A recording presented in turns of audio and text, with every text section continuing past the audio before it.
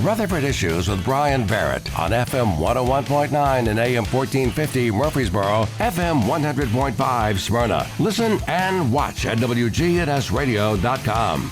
Rutherford Issues, powered by Middle Tennessee Electric. MTE's Sharing Change is funded by members who donate and support nonprofits here in the community. More than $11 million have gone to nonprofits assisting worthy causes around.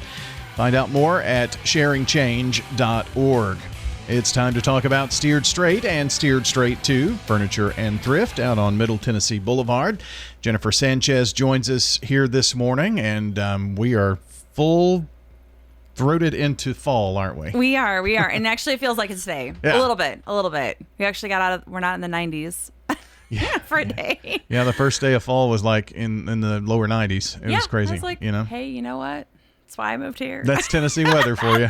I love Tennessee weather. I love it. If you don't like it today, give it a minute. Yeah, it'll change. Yeah. And, even in the wintertime, we have some fairly mild days for winter. I love it. Yeah, I remember one Christmas, I think we went out for a walk or something like that, either the day before or something like that. It was beautiful. Yeah. It was beautiful. I love that. I love this. It is always interesting what the weather may bring each and every day. So you have to have all the different clothes, short sleeve shirts or sweatshirt, and then layers, heavy jackets. Yeah, layer up, right? Yes, I've gotten used to doing layers. I keep coats in my car now for that moment of why is it cold all of a sudden? Like, what happened? We've gotten used to that. Yeah. Well, that you're full-fledged Tennessean now. So thank you. I love that. So, Steered Straight, we know we're going to talk about Steered Straight 2, Furniture and Thrift, obviously, and the store actually helps to keep things going with the nonprofit. So what is Steered Straight? What is that all about? Sure. It's Michael DeLeon and his wife, Darla. They have been doing this, I think they're going on 19 years now. So it's been some time for sure that they go into schools and they talk to students about drug and alcoholism, suicide and bullying. And of course, our latest is vaping. So they talk about vaping also. And when everybody asks me about this, I said, do you remember kind of a DARE program once upon a time in grade school? Similar to that. So similar to that program when they talk about stuff like that. However, it's his story in a nutshell. He started, there was a divorce with his parents, and it just kind of that spiraled him down. And at 11 years old, he was offered a cigarette. Hey kiddo, it's okay, life's not that bad, here's a smoke.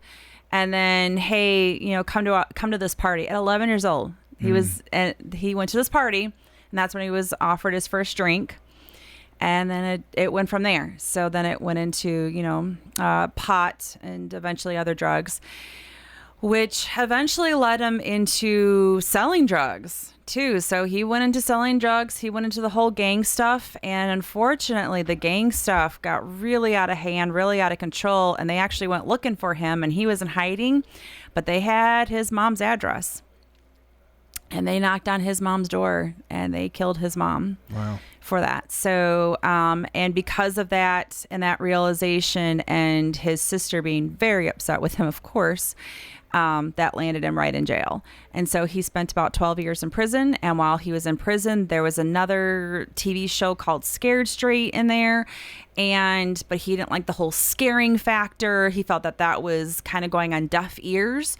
He thought, how do we get ahead of this? If someone would have got ahead of it for me, what would you do? And that's getting into the schools and talking to the youth before they make the mistake. Or maybe they are making mistakes now, and hey, let's stop before it gets too bad. So he goes into schools and he talks to he does assemblies there, he does parent academies, talks to the teachers, the staff, the counselors. He actually does a prison ministry also. And if he goes, and so his wife will do the women's prison, so she'll go to the women's prison, he'll go to the men's prisons. And he's talking to them. He's like, here's my life story in a nutshell. And people did reach out to me, but I kept rejecting them. So don't reject, help. And so he really, really presses that in his message. Don't reject, help. So you said a lot of interesting things there, but one that kind of stood out to me, going into the schools, Michael is not a young fellow anymore. So how do you keep up with, with what the going thing is, and you mentioned vaping a second ago, and that's obviously a big issue right now. I mean, I wonder how he keeps up to date on all of that. He does. He is super personable. Oh my gosh. Like, as serious as this is, and he really does, he gets very serious. I've been to his schools. I've seen it. I've seen it live. So he is very, very serious. But once he's off stage and he's talking with the youth, like, he'll go and have lunch with them. So if there's their lunch period, the next period, he'll go sit down and have lunch with them, and he'll talk with them. So he gets right down on their level.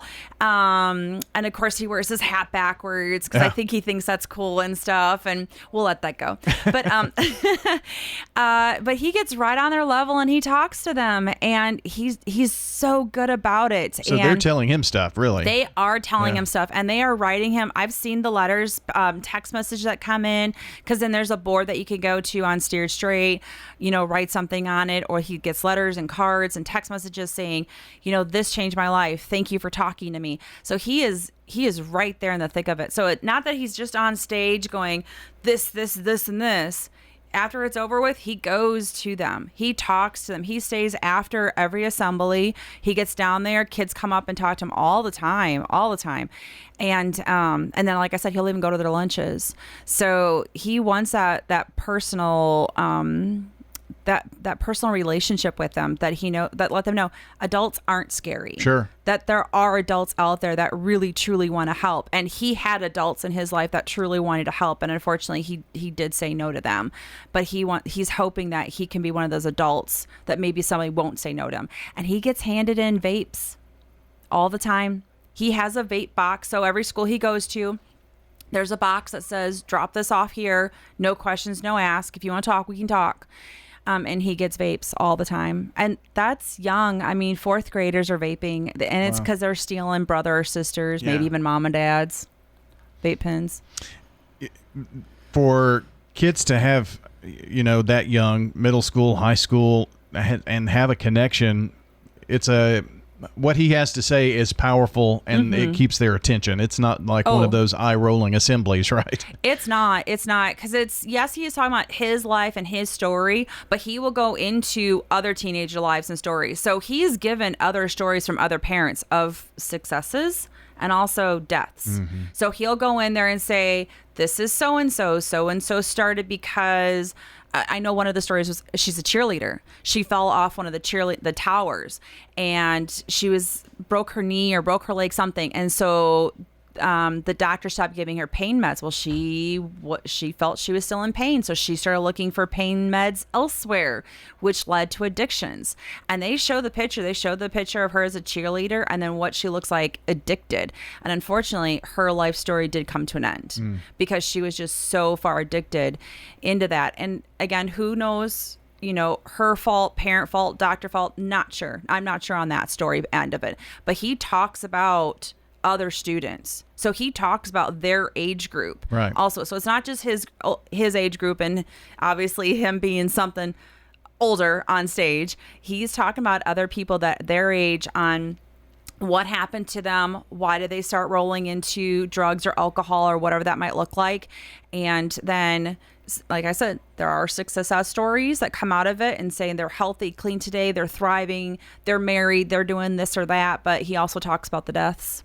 So, yeah. Jennifer Sanchez with Steered Straight and Steered Straight 2 Furniture and Thrift joining us today. And the Furniture and Thrift store helps to keep Michael out on the road and Darla, and used to get him in front of as many people as possible, and some great deals, Yes. So that's cool too. And that's really your passion, is the thrifting, isn't it? It is. I mean, don't get me wrong. I back Darla and Michael 100%. Sure. I want this store to thrive and survive, to help them completely, and they know that. I've been with them for almost 4 years now, so I'm definitely 100% behind them, and they are really good people. Yes, for my store, I love my store. I love how it looks. I got great employees that do their best in keeping it clean and keeping it looking great and decorating. And how would your room be decorated? And and shelving and how that looks. And of course, right now, vintage is all in Halloween mode and fall mode. So all of the Halloween is out. We've got costumes, we've got knickknacks, we've got decor, we've got all that fun stuff. We've got Thanksgiving, all that's out already, all that fun turkey stuff. So we've got that set. And it's already been being bought. It's going. So it's really good. So that's fun. And then, oh my gosh, in middle of October, we will be setting Christmas. So like 3 weeks, 2 weeks?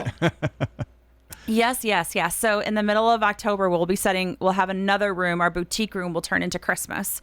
So, because we just have so much of it. So yeah, it's rolling itself out. But right now, I've got your fall, I've got your Halloween, I've got costumes, I got all that fun stuff right now. Well, I mean, if you're looking, adults go to these parties and things of that nature, and they want to dress up, they need to come out and see if they can't put together a great costume from your place. Oh yeah. I mean, even if you're just looking for different clothes. Oh, like right now, our front theme is country. It's all cowboy, cowgirl. So if you're looking for something Western to wear, I've got you. I've got you. It's out there. It's all decorated. I love it. I loved it. I tried so hard not to buy because I love all that country stuff. So I was like, nope, I'm not going to buy it. I'm going to leave it. So all of the Halloween, you mentioned not only costumes, but decorations, yes. Really anything you could want for Halloween, I would assume. We've even got lights, pumpkins that light up, the decorations, you put on your walls in the house or outside or stuff like that too. So we get really good stuff. We got really great donors. So yeah, if you got garage sales that you guys just had and you've got leftover holiday stuff, don't throw that away. Donate it, please, and we'll get it out there on the floor. Yeah. So yeah, secondhand. So some of this Halloween and Christmas stuff, especially for holidays, do you get that like in January and then hold on to it, or does it come in during the year? How does that happen? Yes. Yes. All of the above. Every donation, there's a Halloween piece, there's a Christmas piece, every donation. Yeah, because when you think about yard sales or garage sales, people hang on to that, throw it out there. It doesn't sell well. It's got to go to a place that's donation place. So, we get it all year round. So we do hang on to it, and when we get it out, it looks good because we make a whole room look good out of it. So, sure. Well, yeah. I mean, I was just thinking you've got to have some space to keep things stored for a bit. We do. Luckily, the warehouse that we're in has kind of like an attic space, like a nice little walk-in stair attic, and so that's all just Halloween and Christmas. Wow. That attic space is just that. So, so we hang on to Easter. We'll hang on to St. Patrick's. We'll hang on to the 4th of July stuff. And so when that starts rolling around, we'll get that stuff out too. Well, that sounds good. Yeah. And so Halloween is out. Christmas is coming. Yes. And I know you've probably got all the sweaters and, sweatshirts and things like that. But what about any leftover summer stuff? We do. We have a couple of rolling racks of they're $1. So it's women's summer tank tops, t-shirts, dresses, shorts. They're all $1. So we've got some rolling racks left of just leftover summer. So they're all $1 right now. Get that out. But yeah, our floor is full of fall and winter. So we've got the hoodies, the jackets, the sweaters. Yes, they are out. And this weekend, something big is happening. Yeah. So the last Friday of every month, we always have a fill a bag of books for $5. So we bring out all of our extra book bins, and we get that set up, and we give you a bag, and you can fill that sucker up for $5. And then, so that's the last Friday of every month. That always happens. But this weekend in particular, I thought, well, since we've got the whole floor set with Halloween and fall, and we got all that good stuff out, we want people to come on in. So like all my clothes and shoes, that'll be on sale. Halloween will be on sale. Right now I've got my furnitures between like 15 to 50% off. So that kind of already started. So lamps will be on sale. So I'm going to have like a good Friday, Saturday, Sunday, just a good sale on the floor of all the new stuff that's come out. Oh, cool. So this weekend, save big at Steered Straight to Furniture and Thrift. And you mentioned furniture, and in the last few seconds here, for folks who have, good gently used furniture, you do take that and do pickups, right? We do pickups on Wednesdays. So I'm usually typically about 2 weeks out. So if you're going to have that yard sale, or you're about to downsize or get rid of, or whatever that might look like, just give me a call and we'll set something up. So I do pickups on Wednesdays. Or if you got a truck, come on by, drop it off. Yeah, very good. And tell me where we can find Steered Straight 2 Furniture and Thrift. Yes. So it is 1007 Dr. Martin Luther King Jr. Boulevard, right across the street from Dirt Cheap and Bargain Hunt. So right in that little nook. Yeah, formerly, let's see, AG's? Mercury Boulevard. Oh, yes, and AG's, yes. where AG's Sporting Goods was. That's where you can find Yes. Steered Straight 2 Furniture and Thrift. Thanks for coming in. Thank you. That's Jennifer Sanchez joining us today on the show. And again, Steered Straight 2 Furniture and Thrift on Dr. Martin Luther King Jr. Boulevard. And thanks for joining us this morning. Hey, if you missed part of the show, check the podcast. It will be up shortly at WGNSradio.com.